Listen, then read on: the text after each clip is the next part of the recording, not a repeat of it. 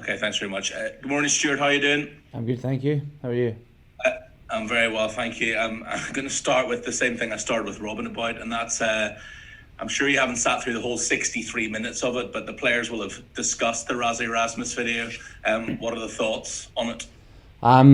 Look, I think I know, speaking on behalf of myself and the rest of the boys, we haven't watched it at all. We haven't seen any footage of it. Obviously, it's kind of flying around social media and stuff. But look, we've just been concentrating on ourselves, and left him to himself.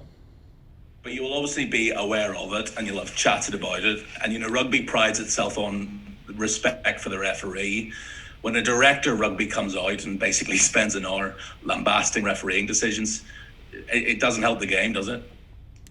Look, I think you can keep poking the bear, mate. I ain't gonna jump onto this. I think the only thing that I'm focusing on is tomorrow. I know that's not the answer you want. I know it's not the answer that anybody wants. But I have no interest in getting involved in this stuff, mate. Okay, just one final attempt there, poking the bear. But in terms of the refereeing decisions, are you pretty confident this won't have any impact then tomorrow? That suddenly the Springboks won't start getting some more favourable decisions? That the referees are professional enough that this will have no bearing? I think for me, in the short time that I've been Scotland captain, I think Ben O'Keefe's been one of the best referees I've had to deal with, because he almost coaches you around the field at the same time. We ask questions. He's very, very calm in his answers. He's good at communicating, and that's the reason that a large majority of his games, when he's involved, they're allowed to flow. They're allowed to get on with it. And as I say, he helped me massively in the couple of games that we've had him when I've been leading the side. So look, I think, as I say, everybody's entitled to their opinion on referees, but they're the ones that run the game, and for me, they have a huge amount of respect from us as players. I'd hate to do the job, if I'm honest. But as I say, Ben O'Keefe has been one of the best referees that I've had the opportunity to deal with as captain. Just very finally from me, at the final whistle last week, there was no sort of raising of fists in the air or hugging each other. It was all very much the handshakes. The job is only halfway done. What are the messages been this week, and who have been the most vocal members of the squad in terms of, look, that the first test is done and dusted, that we've still got a job to do here? Yeah, exactly that. I think, for us, we truly believe we can go out there tomorrow and put on another performance that will hopefully win us a test match series. We are fully aware of the challenges that are going to be coming our way. They're a very highly motivational, emotional side that will come and give absolutely everything and the kitchen sink at us tomorrow. But it's been a great opportunity for us to concentrate on ourselves and just make sure that we get everything right, both sides of the ball. And we enjoy this opportunity. We enjoy this challenge that's going to be coming our way. I couldn't tell you the last time the Lions went 2-0 up in a series. But for us, we need to make sure we get kind of every quarter right in the game, and then we give ourselves every opportunity of winning. But I know I speak on behalf of everybody involved in the Lions camp. We're massively excited for the next couple of days. I'm fairly sure it was also in South Africa in 1997, the last time the Lions went 2-0 up. But has there been one member of the squad in particular who's given that sort of rousing speech this week that's said to the players, look, we're nearly there, 80 more minutes and we've made history? For me, I've learnt a huge amount about what needs to be said and when it needs to be said. And I think, Alan Wynne, absolute legend of the game, has hit the nail on the head this week with what he's said. And I think somebody that's really, really impressed me over the last few weeks is Owen Farrell. He speaks really, really well. He gives you a huge amount of confidence to go out there and execute your role. And if you don't quite get it right, he's quick to jump on you at that opportunity as well. But he spoke on Tuesday after the session, and not everything was perfect. We had some tricky weather conditions to deal with, but we got out of that session what we needed. It was scrappy at times. We know it's going to be scrappy in the games, but he spoke incredibly well after the game, and I left that training field in a lot better place than what I initially thought.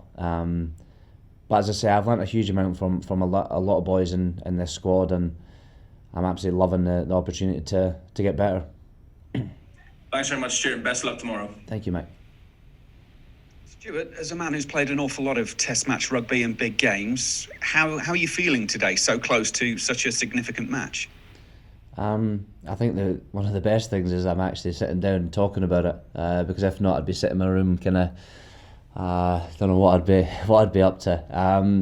I'm hugely excited. I think for me, as I said last week, this is the biggest games that I've ever been involved in. I've played a lot of times for Scotland. I've played some big club games, but to be involved in a Lions Test match series is absolutely incredible, and I'm loving every opportunity that I'm getting. But I also understand that I've got a role and a responsibility within this team to execute tomorrow, and that's the kind of pressure that I'm putting on myself to make sure that I perform.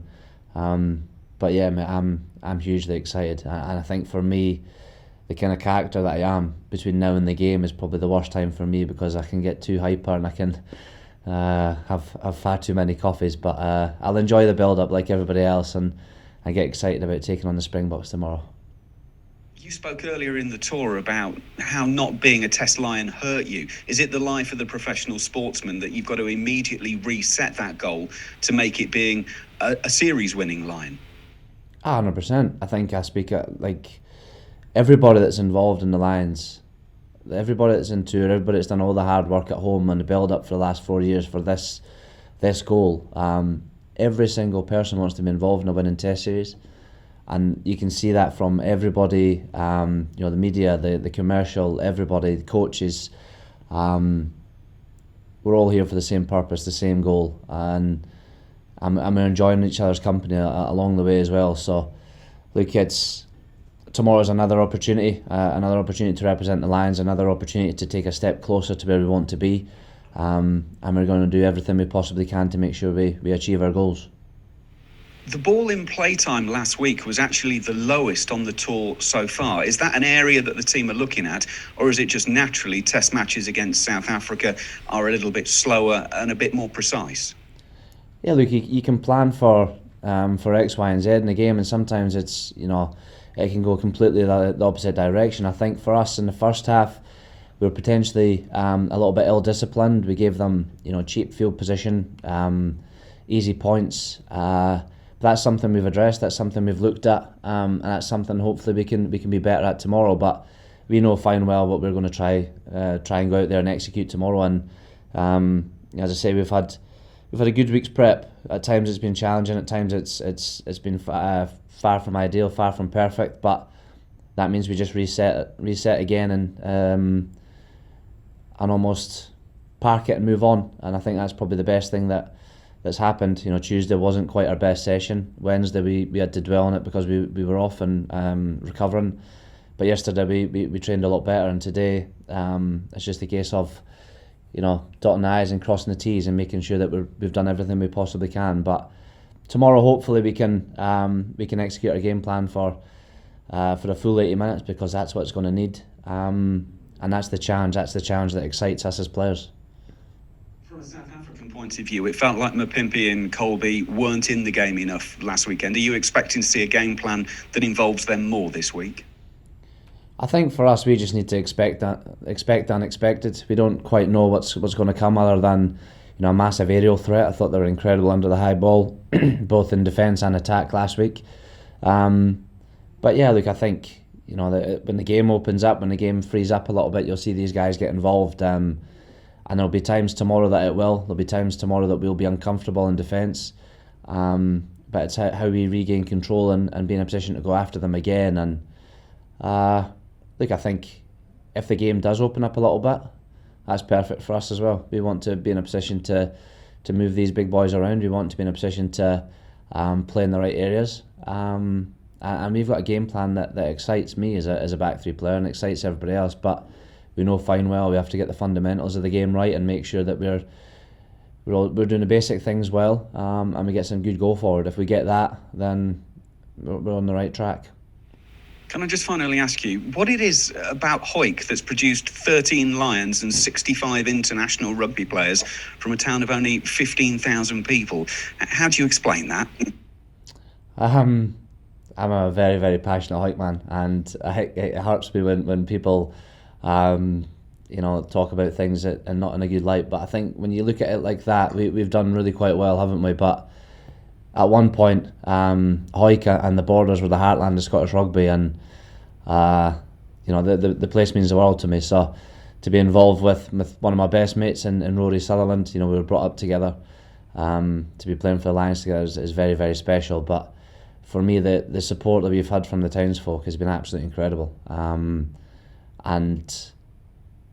is very, very much appreciated. But look, I think for us in Hawick, hopefully, Suz and I, Lisa Thompson currently playing in the Olympics, another Hawick girl. Hopefully we can inspire the next generation, and that's just the start of what's to come from Hawick people.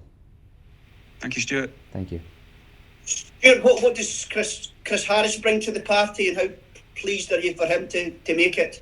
I'm chuffed to bits for Charis. I think, over the last kind of couple of years, his game has gone through the roof. He's been one of our best players at Scotland.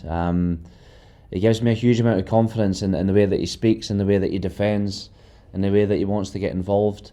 And the best thing about Charis, he doesn't take himself too serious. I just love being in and around his company, and I'm chuffed to bits that he's getting an opportunity tomorrow. I think he's trained incredibly well. He's played really well when he's been given opportunities. And now he gets a chance to show what he's like on the big stage, and I'm hugely excited for him. Talking about players who don't take themselves too seriously, have you had to put an arm around Finn Russell on this tour as a friend and a Scotland captain, because it's the injury's no helped? I think he's probably getting sick of me asking how his leg is. I think I asked him maybe 2 or 3 times a day when he was kind of struggling with his injury, how he was, and I think by the end of it he was almost telling me to go to France. Look, I think he's back ready to go, and he's trained incredibly well this week. He's really challenged me as a back 3 player, playing up against him. But look, I've no doubt that he'll continue to work hard and hopefully get an opportunity. Cheers, Stuart. Good luck. Thank you. Hi, Stuart. You spoke before the tour about growing up watching the Living with the Lions video, and how does it now feel to be on the brink of emulating these guys? I think for me at this present moment in time, I'm just concentrating on making sure that I do my job for the team and be part of a winning test series. I think there's maybe half an hour, 45 minutes after the game last week when we were sitting in the changing room that I could relax and take everything in, and it was really quite a special moment. But it quickly turns to being involved in the next job and making sure that we're prepped in the best way possible. I think there'll be times during the off season that I can reflect and look back on what's happened, but for me right now I'm concentrating on making sure that I do my part to make sure we're a part of a successful tour. And having had to isolate earlier in the tour, I mean, does it make you appreciate it that little bit more, just sort of savouring every moment? 100%. I think for me, I always want to make a difference, and to be given an opportunity to represent the Lions means absolutely everything to me, and I'll never ever take anything for granted. I'll continue to work incredibly hard and get the best out of myself on a daily basis, and hopefully that can come out in my performances at the weekend. Thank you. Cheers.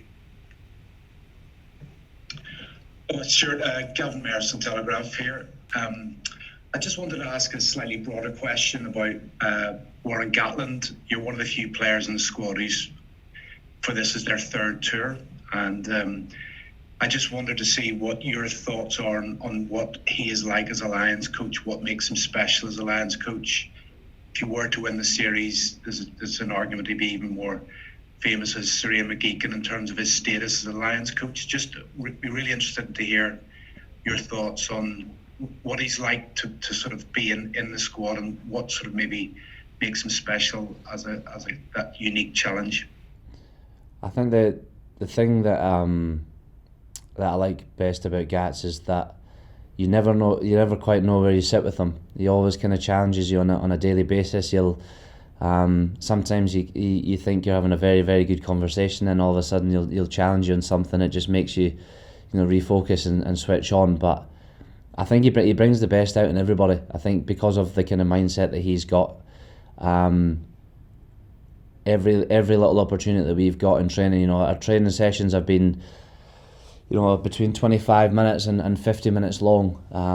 But as long as we're committed for the whole time that we're on the training field, and we make it as intense, as fast, as accurate as we possibly can, he's very, very happy. But yeah, I think to kind of touch on your point, he's been a part of 2 successful Lions tours, 2 winning series, and to be a part of a third would be absolutely incredible for Gats, and he's up there with the best coaches in world rugby, and I think that's the reason that he's the head gaffer of this job and with the Lions. But he's done an incredible job, but I know fine well that he's not finished. He wants to get everything out of everybody to make sure we're successful in the next couple of weeks, and then he can enjoy a glass of red after it and chill out, I reckon.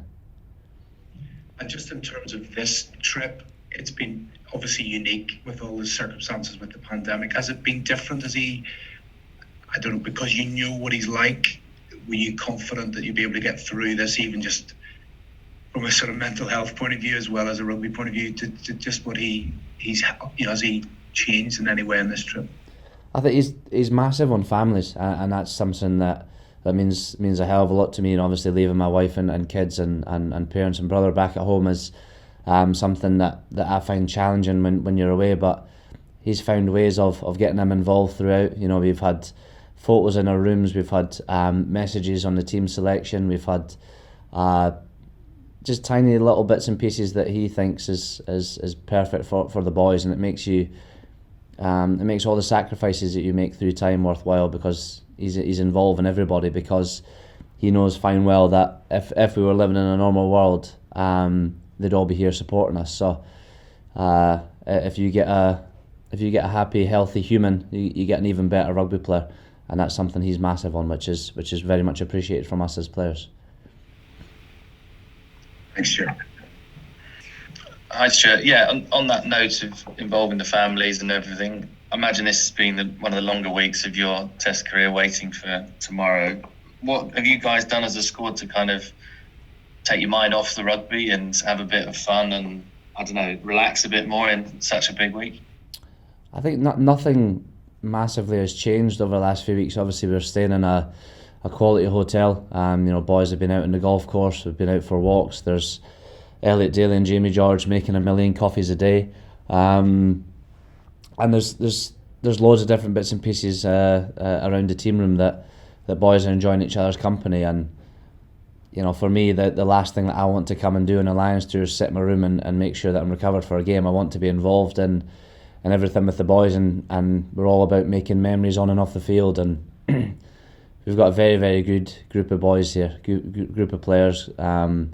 Everybody involved in the Lions is all bought into what we're about, and there's a huge amount of crack off the field, which again will help us when we play, and hopefully that's shown in our performances. Thanks very much. Thanks, Will. Thank you very much. Cheers, guys. Recording stopped.